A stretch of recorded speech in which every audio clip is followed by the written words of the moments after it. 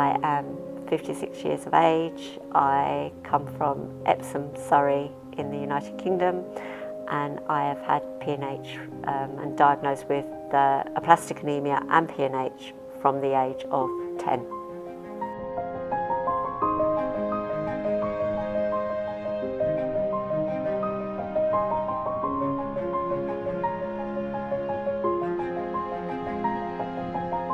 Between the ages of 9 and 10, I would say that I experienced breathlessness all the time, which as a little girl I put down to asthma.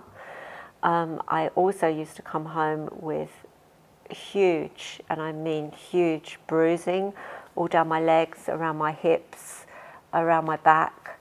Now looking back as an adult, I can see that my mother was absolutely in distress because she was worried that it would be thought, if anyone saw them, that she was hitting me.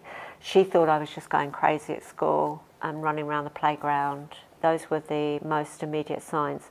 I was obviously very pale, but again, probably my parents didn't notice that at the time. Only my local doctor picked that up when I went to see her for an appointment due to having a toothache. So I was literally taken for blood tests at St George's Hospital in Tooting in London, and 3 days later I was called out of assembly at school and told to meet my mother, taken down to the hospital, put on a bed, banged and knocked, and then my mother was taken into another room.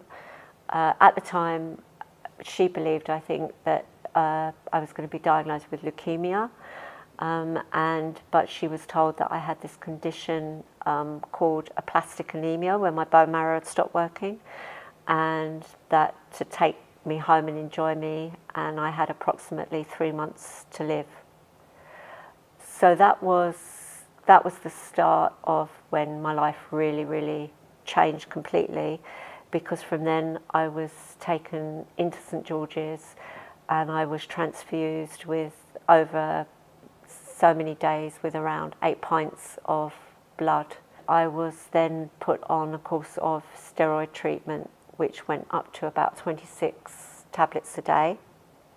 And over a matter of time, I stopped going to school. I was desperately ill, probably didn't leave my bed on and off for about a year. Any kind of virus would attack my body. Anything cold, flu. I got glandular fever and was straight away put into hospital, and would be in hospital maybe for weeks on end. I wasn't eating with so many drugs. I had ulcerated throat, ulcerated mouth, ulcerated lips, bloated with all the steroids. At one stage I had hair on my body, over my body. From my own memory, I became this monster, and from going from a very sort of happy, outgoing child when I met other children was teased and sort of ridiculed. I first understood that I had PNH in my late teens as I started to ask questions of the doctors. I would attend hospital on my own. Both my parents worked, so they couldn't keep up regularly with their hospital appointments.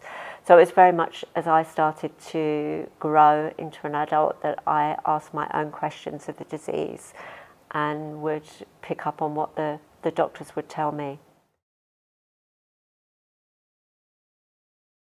The major symptom is breathlessness and tiredness, constantly breathless, lack of energy, can fall asleep at the drop of a hat. Biggest symptom is urine, and I would literally pass urine that was blood, and that would happen overnight, sometimes all through the day when there was a bad period, and then the chances were it probably wouldn't stop and you would need to go in for a transfusion. My hopes for the future, well, first of all, my own hopes for the future with PNH. I never ever really believe necessarily that I would be sitting here today talking about it. I am living proof that just because you've got a rare disease and you are one of a few, that you shouldn't be discounted, that you have an active and vital part to play in life. I would wish that anybody else diagnosed with PNH or a complaint like PNH gets the same opportunities and support that I've been lucky enough to have.